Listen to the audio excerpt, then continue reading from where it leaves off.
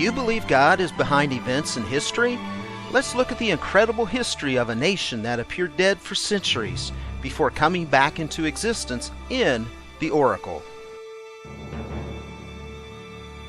In the previous episode, we learned the impact of Abraham, Isaac, Jacob, Joseph, Moses, and Joshua, and God keeping them safe for His purpose. The period of judges came next, with some of the better-known judges being Deborah, Gideon, Eli, Samson, and Samuel. When Samuel was old, the Israelites wanted a king. Samuel was told to tell the people the consequences of a king, but the people continued wanting a king, which the Lord told Samuel to appoint a king. Saul would become the new king as God was with him. After some time, Saul was rejected by the Lord for being king. The Lord said to Samuel, "Do not look at his appearance or the height of his stature, because I have rejected him. For God sees not as man sees. For man looks at the outward appearance, but the Lord looks at the heart." This would lead to the youngest of Jesse's sons, David, being anointed as king. Saul was helped by David's harp playing, but Saul would become jealous after David defeated Goliath, and Saul would try to kill David. David's life had ups and downs, but he was known as a man after God's own heart. David had wanted to build the temple, however God said it would be David's son to build it, because David had shed blood. David didn't complain, but praised the Lord and helped Solomon prepare for building the temple. Then David said to his son Solomon, "Be strong and courageous, and act. Do not fear, nor be dismayed. For the Lord God my God is with you. He will not fail you, nor forsake you, until all the work for the service of the house of the Lord is finished." Solomon would build the temple, but because the tribes of Israel had forsaken God and worshipped other gods, the kingdom would be split under Solomon's son's reign. This happened as prophesied, as the kingdoms were split under Solomon's son Rehoboam and Jeroboam, son of Nebat.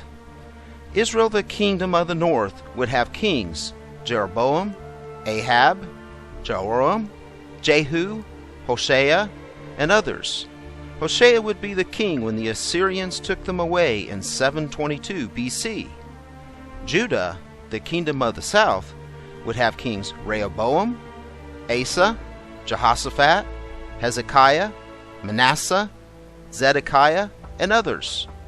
Queen Athaliah also reigned during this time. Zedekiah would be overthrown by the Babylonians and Nebuchadnezzar in 586 BC, as many people were taken to Babylon. Prophets who lived during this time were Elijah, Elisha, Jonah, Isaiah, Micah, Amos, Hosea, Jeremiah, Ezekiel, Daniel, and others. The Bible explains why the nations were taken away. All the nations will say, "Why has the Lord done this to this land? What caused the heat of this great anger?" Then people will say, "It is because they abandoned the covenant of the Lord, the God of their fathers, which He made with them when He brought them out of the land of Egypt, and went and served other gods and worshipped them, gods whom they had not known and whom He had not allotted to them. Therefore the anger of the Lord was kindled against this land, bringing upon it all the curses written in this book. And the Lord uprooted them from their land in anger and fury and great wrath, and cast them into another land, as they are this day." 70 years after being taken to Babylon, some of the people returned to Cyrus aloud. Cyrus was mentioned around 150 years by the prophet Isaiah before his birth, of building Jerusalem and the temple. Nehemiah would rebuild the wall in 52 days, and the book of Ezra would tell of rebuilding the temple. Around 100 years later, an evil man named Haman would scheme a plan to execute the Jews, but would himself be executed because of a courageous queen named Esther. Alexander the Great rose to power in Greece at a young age and was conquering lands. Daniel the prophet prophesied this around 200 years before.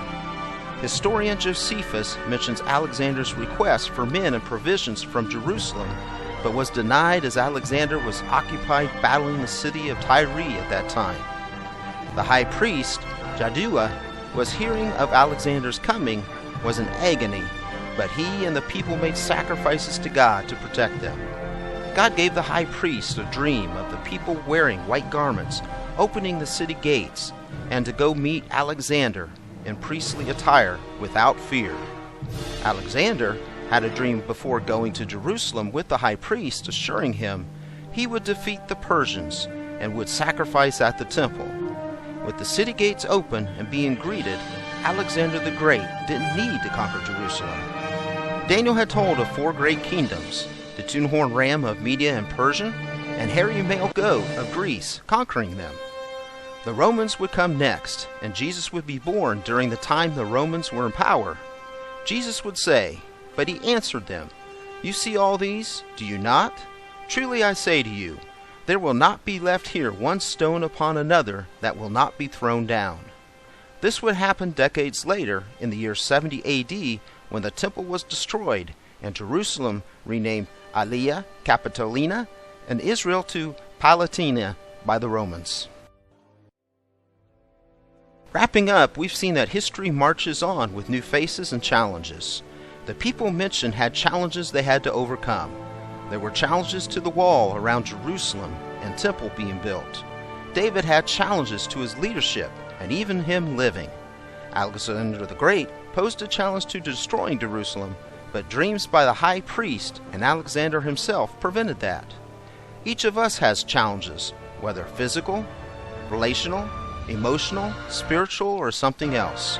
For God has not given us a spirit of timidity, but of power and love and discipline.